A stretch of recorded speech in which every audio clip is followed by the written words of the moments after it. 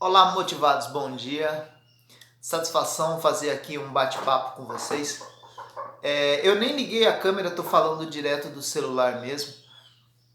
E conversar algumas coisas que esclareçam um pouco mais o mundo do saxofone para você, o mundo saxofonístico de verdade para vocês.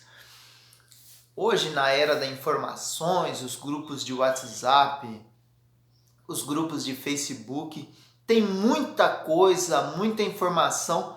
Em alguns momentos isso confunde os saxofonistas que estão chegando.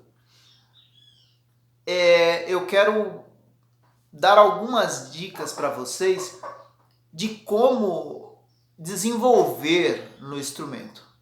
Em primeiro lugar, assim, um som bonito diz muita coisa a respeito de um saxofonista.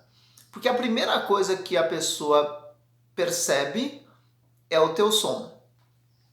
Não necessariamente ter um som bonito quer dizer que toca bem. Porque tem cantor que ele tem a voz bonita, tem pessoas que têm a voz bonita, mas ele canta mal. Se você tem um timbre bonito, mas você não tem boa articulação, não tem bom fraseado, não tem, a sua tocada não é bonita, você só tem um som bonito. Não que não tenha o seu valor, tem seu valor, mas não é tudo. Outro detalhe, o aluno começa a estudar, ele quer ler, quer improvisar, quer sair criando. Tudo tem o seu tempo. Em primeiro lugar, você tem que ter uma leitura razoável até para poder estudar os exercícios. Como alguém vai te passar alguma informação se você não sabe ler? Outro detalhe que é muito importante, em termos de improvisação. É uma regra no jazz. Você não pode improvisar se você não tocar o tema. Em primeiro lugar, o tema. Depois a improvisação. É como se fosse um bate-papo. Então, se tá um saxofonista, um trompetista e um trombonista, eles tocam o tema primeiro, depois cada um improvisa e finaliza com o tema de novo. Detalhe, na hora de escolher a ordem de quem improvisa primeiro, é interessante que seja escolhido por ordem de quem tem menos argumento para quem tem mais argumento. É muito ruim para um músico improvisar com menos argumentos depois que outro improvisou com mais argumentos. Então fica difícil porque a pessoa vai lá, destrói, aí você chega e tem pouco assunto depois.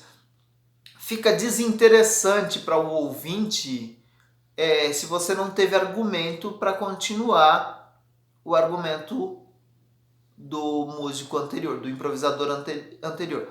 Improviso, sempre começar da parte de forma mais tranquila e aí você vai progredindo, colocando mais notas, mais argumentos.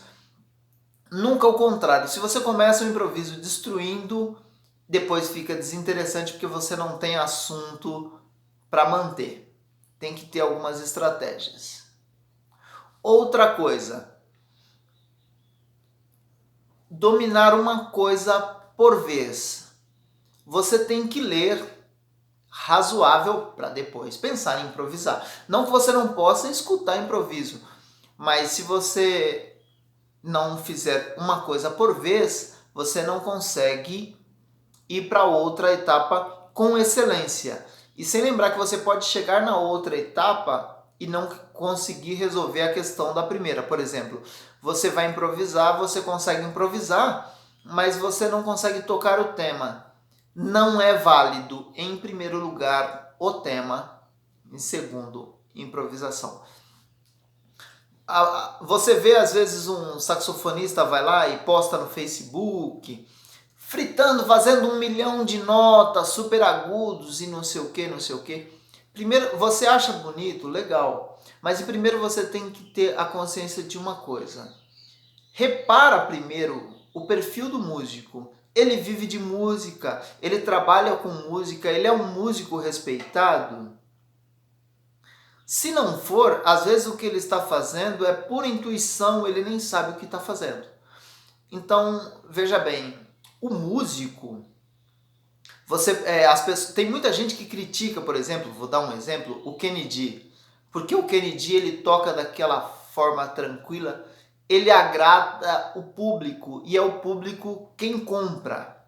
Então veja bem, se você toca e você acha que você está tocando super bem, mas se você não está agradando as pessoas, talvez você realmente não está tocando bem. Porque o músico, quando ele toca bem, ele agrada.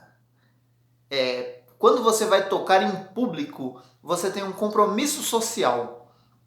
Você tem que respeitar esse teu público. É isso aí, bons estudos. Aproveitem do material que eu estou mandando no grupo. Pode me chamar também no privado para conversar, para esclarecer dúvidas.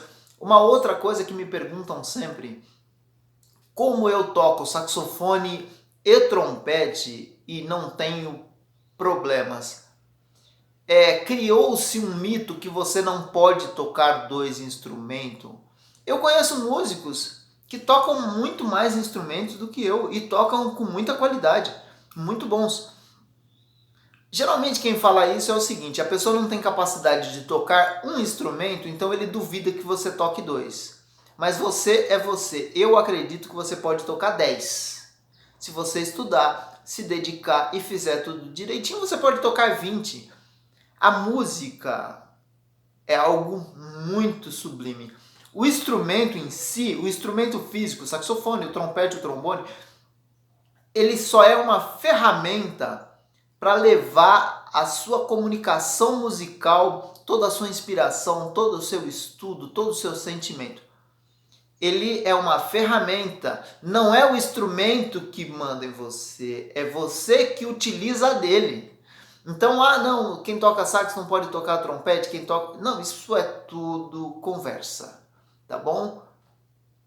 Abraço, continuarei postando mais matérias, mais materiais. Vamos que vamos, satisfação estar com vocês, contribuindo, ajudando vocês a trilhar esse caminho saxofonístico. Sejam bem-vindos. Prazer, sou Nani Fonseca. Satisfação ter a sua companhia.